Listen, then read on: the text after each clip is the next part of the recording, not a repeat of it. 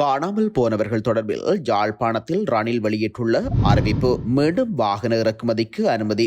ரணில் கூறியுள்ள மகிழ்ச்சி தகவல். அவசரகால நிலைமையை கட்டுப்படுத்த அதிரடியாக களமிறக்கப்படும் அதிரடி படையினர். ரணில் அனுர கும்பலின் சூழ்ச்சி. சஜித்தின் குற்றச்சாட்டு. வாகன வருமான அனுமதி பத்திரங்களை பெற காத்திருப்போருக்கு முக்கிய அறிவுறுத்தல். வவுனியாவில் 15 வயது சிறுமிக்கு தந்தையால் நேர்ந்த கொடுமை. தந்தை கைது. 48 மணித்தியாலங்கள் சமூக வலைதளங்களை முடக்க தீர்மானம். வாகன இறக்குமதி விட மக்களுக்கு உணவே முக்கியம். தமிழ் எம்பி விசனம்.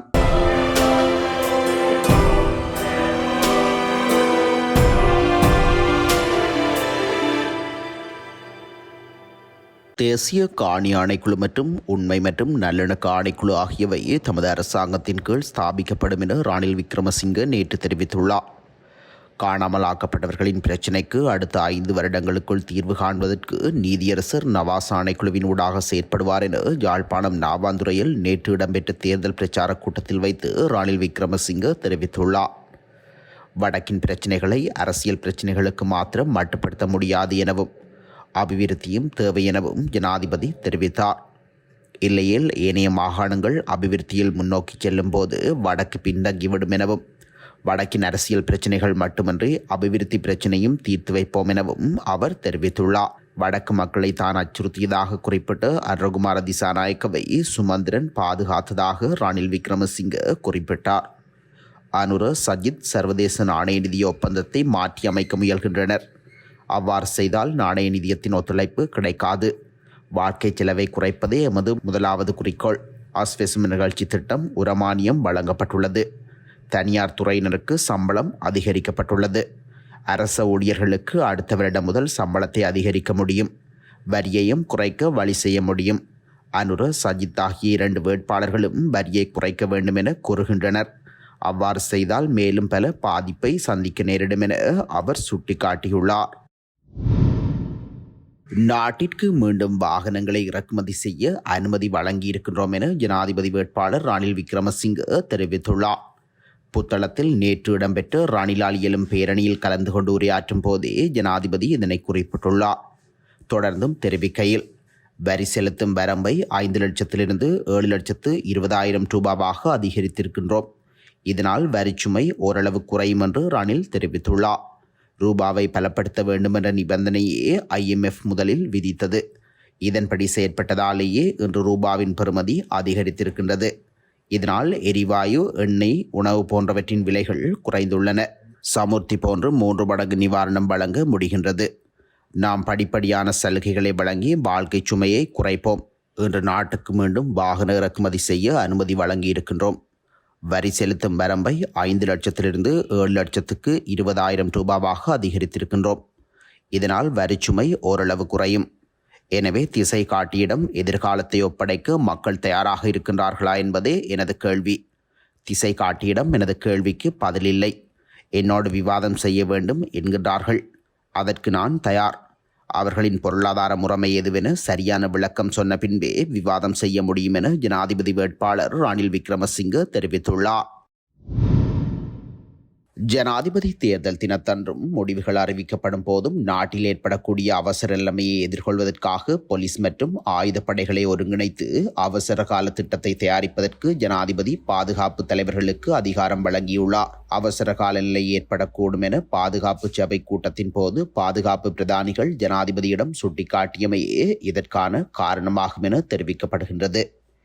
இதன்படி அவசர நிலையில் போலீசாருக்கு உதவியாக இராணுவத்தை களமிறக்குவது மற்றும் இராணுவம் தனது அதிகாரங்களை அவசர காலத்தில் எவ்வாறு பயன்படுத்துவது என்பது தொடர்பில் சட்டமா அதிபரிடம் ஆலோசனை நடாத்த நடவடிக்கை எடுக்கப்பட்டுள்ளது. இது தொடர்பில் தேர்தல் ஆணையாளர் நாயகத்துடனும் கலந்துரையாடல் நடாத்தப்பட்டுள்ளது. பாதுகாப்பு படைகளின் பிரதானி ஜெனரல் சவேந்திர சில்வாவின் கீழ் முப்படை தளபதிகள் மற்றும் போலீஸ் மா அதிபர்கள் தலைமையில் அவசர பாதுகாப்பு திட்டம் தயாரிக்கப்பட உள்ளது. இதற்கான விசேட கலந்துரையாடல் எதிர்வரும் 18ஆம் தேதி பாதுகாப்பு அமைச்சின் செயலாளர் ஜெனரல் கமல் குணரட்ன, பொது பாதுகாப்பு அமைச்சின் செயலாளர் வியானி குணதிலக்கு, பாதுகாப்பு படைகளின் பிரதானி ஜெனரல் சவேந்திர சில்வா, முப்படைகளின் தளபதிகள் தலைமையில் இடம்பெற உள்ளது. இதன் பின்னர் எடுக்கப்பட்ட தீர்மானங்களை நடைமுறைப்படுத்துவதற்காக ஜனாதிபதியின் தலைமையில் தேர்தலுக்கு முன்னர் அவசர பாதுகாப்பு சபை கூட்டமும் நடாத்தப்பட உள்ளது. ஐக்கிய மக்கள் சக்தியை தோற்கடிக்க ரணில் என்ற கும்பல் இரவு பகல் பாராது சூழ்ச்சி செய்வதாக எதிர்க்கட்சித் தலைவர் சஜித் பிரேமதாச தெரிவித்துள்ளார். ரத்தினபுரியில் முன்னெடுக்கப்பட்ட பிரச்சார கூட்டத்தில் கலந்து கொண்டு கருத்து தெரிவிக்கும் போதே அவர் இவ்வாறு தெரிவித்துள்ளார்.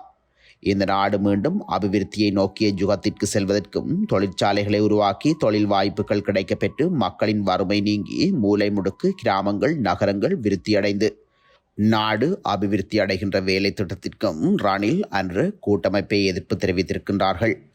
ரணில் என்ற கும்பல் இரவு பகல் பாராது ஐக்கிய மக்கள் சக்தியை தோல்வியடைய செய்ய வேண்டும் என்று சூழ்ச்சியில் ஈடுபட்டிருக்கின்றார்கள்.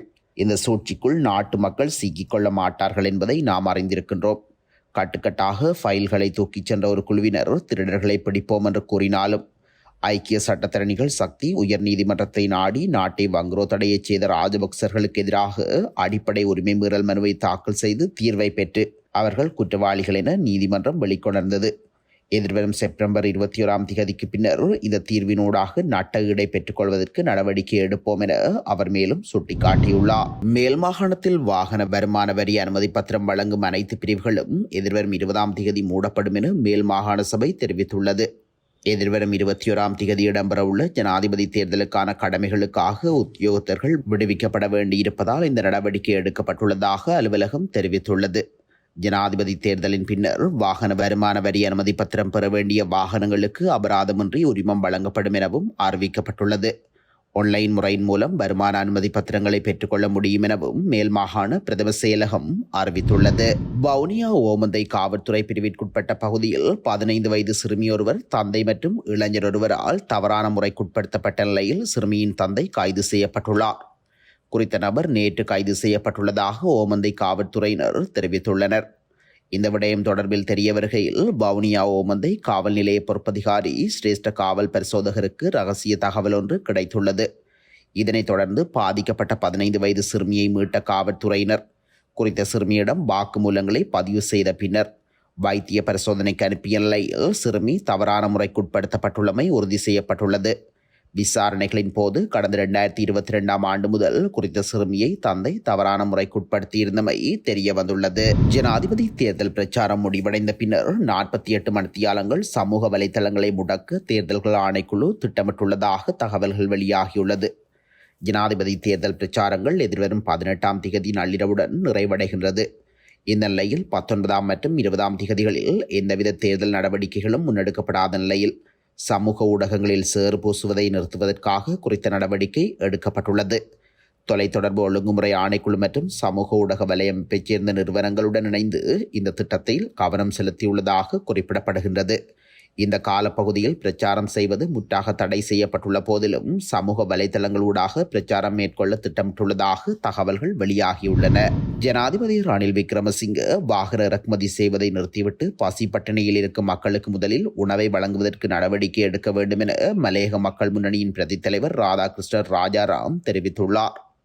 ஹேட்டரில் இடம்பெற்ற மலையக மக்கள் முன்னணி மற்றும் மலையக இளைஞர் முன்னணி இணைந்து ஏற்பாடு செய்திருந்த இளைஞர் மாநாட்டில் கலந்து கொண்டு கருத்து தெரிவிக்கையிலேயே அவர் மேற்கண்டவாறு சுட்டிக்காட்டியுள்ளார்.